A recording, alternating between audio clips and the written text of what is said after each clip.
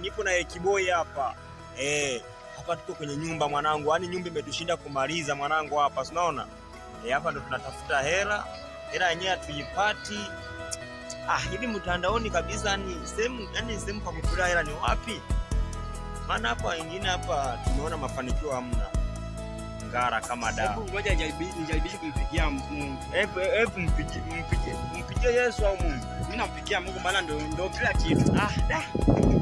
Halo Yesu, ngoja kwanza mpigie maana inabidi tuchukue point ya kumwambia vizuri.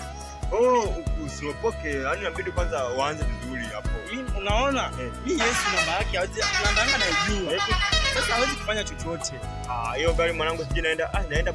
Sasa si walishafanikiwa.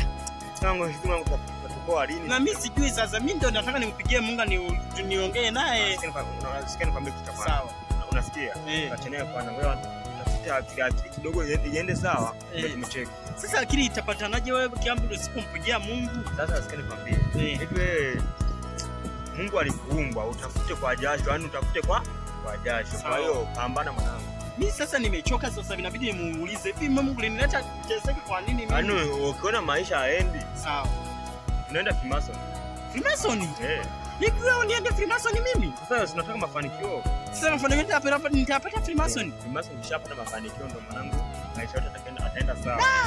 Unanishauri vibaya mwenzangu. Mimi hapa mwanangu unaona sasa mimi hapa. Sawa. Nataka mimi yani 2028. Sawa.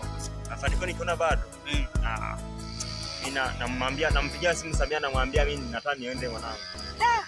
Anitafutie njia huko ni ya kupita. Bwana ngoja ni mimi nikuache kidogo hapa. Sio mbaya.